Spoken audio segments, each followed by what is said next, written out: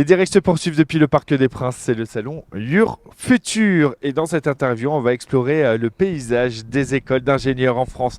Découvrir comment elles s'ouvrent à des profils diversifiés tout en offrant des opportunités uniques d'apprentissage, de stage et d'expérience internationale pour former les ingénieurs de demain. Pour en parler, j'ai le bonheur d'être avec Philippe Despincé. Bonjour. Bonjour. Merci d'être avec nous. Vous êtes directeur de Polytech Nantes, président de la commission orientation et accompagnement des élèves à la conférence des directeurs des écoles françaises d'ingénieurs, autrement dit, CDFI. Très bien.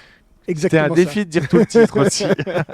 Alors justement, est-ce que vous pouvez nous donner un aperçu global du paysage actuel des écoles d'ingénieurs en France et puis leur rôle aussi dans la formation des futurs ingénieurs? Sans problème. Donc, il y a environ 210 aujourd'hui écoles d'ingénieurs en France habilitées à délivrer le titre d'ingénieur, qui est une accréditation qui est délivrée par la CTI. Il y a 2 tiers d'écoles publiques, il y a 1 tiers d'établissements privés.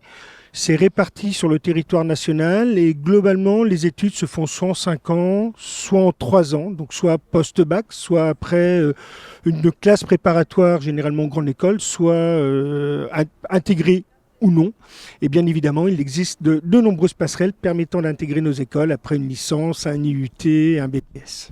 Et de pouvoir poursuivre de belles carrières derrière.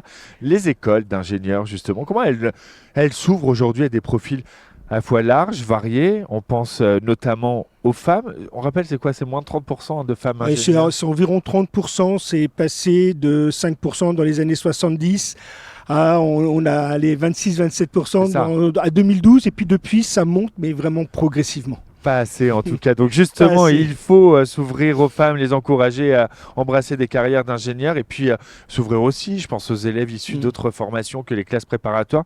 Il y a aussi des sportifs de haut niveau qui vous rejoignent. Comment on réussit ce défi? Alors, je vais essayer je vais essayer de les prendre dans l'ordre. Donc, concernant la féminisation, bien évidemment, on a des actions. On a des actions à l'intérieur de nos écoles. On a des actions au niveau de la CDFI. Je vais parler d'abord au niveau de la CDFI. Il y a une opération qu'on appelle Ingénieuse qui récompense tous les ans soit des étudiantes, soit des diplômés pour leur action, pour ce qu'elles peuvent entreprendre pour féminiser nos écoles par des actions auprès de collèges, de lycées. Donc ça, c'est fait, ça existe depuis 10 ans à peu près. Et après ça, il y a au niveau des écoles, forcément en proximité, on essaye d'intervenir auprès de nos publics. Donc on fait des interventions au niveau des lycées, au niveau des collèges, on fait des actions ciblées. On essaye de faire, dans certains cas, par nos élèves, des actions, voire en primaire ou en maternelle, pour développer l'appétence, on va dire, globalement pour la science. Donc ça, c'est un des moyens, on va dire, d'attirer des jeunes femmes dans nos études. Et bien évidemment, on travaille avec les entreprises aussi pour que tout ce qui est féminisation, on va dire tout ce qui est violence sexiste et sexuelle, se battre contre, aussi bien dans nos établissements que dans les écoles. Donc voilà pour la féminisation. Je continue. Bien sûr, vous êtes chez vous. Au niveau des étudiants sportifs, donc là, ils peuvent prendre le statut de sportif de haut niveau. Et s'ils l'ont, bien évidemment, ils vont bénéficier d'aménagements d'études. Donc, ils vont pouvoir faire une année en 2.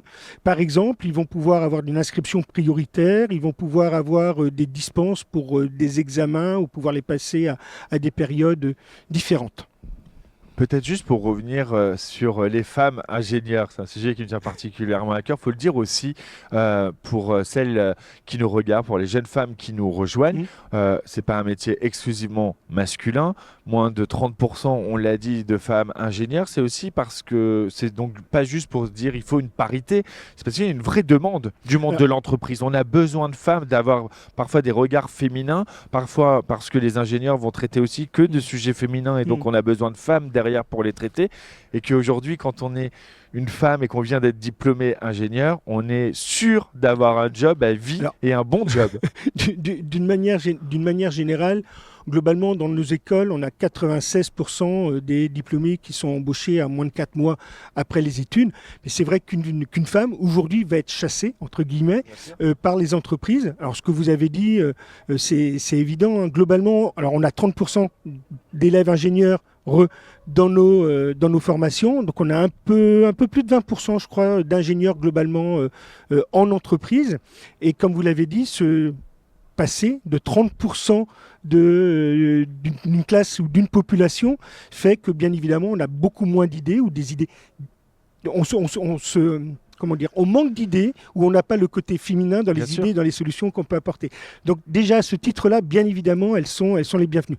Puis bien évidemment, là, on se bat contre les stéréotypes parce qu'une femme, aujourd'hui, peut faire tous les métiers que fait un homme, du moins au niveau des ingénieurs. C'est juste une volonté personnelle et de ne pas se mettre de frein, de ne pas se mettre de barrière. Et on les accueille volontiers. Mesdames, le message est passé. On va parler également des dispositifs qui sont mis en place pour encourager l'accès à l'ingénierie aux personnes en situation d'handicap. Comment les écoles d'ingénieurs s'adaptent-elles pour répondre à leurs besoins spécifiques ? Alors actuellement, on a à peu près 4500 étudiants handicapés ou qui présentent un handicap dans nos écoles. Ça représente à peu près 3% de l'ensemble de nos étudiants. Et bien évidemment, les écoles s'adaptent à ces étudiants pour qu'ils aient les mêmes chances de réussite que n'importe quel autre étudiant au niveau de nos écoles. Donc, bien évidemment, on applique les règles de l'enseignement supérieur de la recherche en général, donc attribution des mêmes aménagements qu'ils ont pu avoir pour passer le baccalauréat ou qu'ils ont pu avoir pendant leurs années de lycée. Aménagement, il est pour le cycle, il n'est pas juste pour une année. Donc une fois qu'on l'a obtenu, on l'aura pour les 3 ans de formation d'ingénieur ou pour les 3 ans de licence. Et on a des transmissions directes, des renseignements via Parcoursup de ce qui s'est passé avant. Et dans les écoles d'ingénieurs, on a un référent handicap dans chacune des écoles et on peut adapter un contrat pédagogique vraiment spécifique à l'étudiant et à son handicap. Et très récemment, on a publié un guide justement qui référence les bonnes pratiques pour l'accueil, donc à destination du personnel et des directeurs des écoles d'ingénieurs pour le meilleur accueil des étudiants présentant un handicap. On a parfois l'image d'Épinal, d'études d'ingénieurs très théoriques. Et pourtant, l'apprentissage n'est pas en reste dans ce domaine également. Est-ce que vous pouvez nous expliquer comment il va s'intégrer l'apprentissage dans le parcours de formation et quels seront les avantages pour les étudiants ? Alors, il s'intègre de manière très simple, c'est-à-dire qu'au niveau d'un titre d'ingénieur, on peut l'avoir soit sous statut étudiant, soit sous statut apprenti.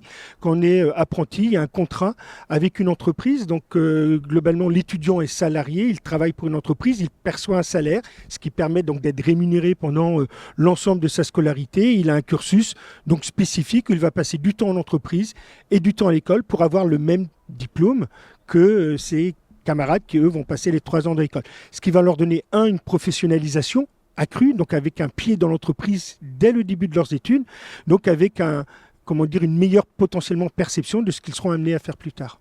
Et un développement de compétences professionnelles, bien évidemment, naturellement.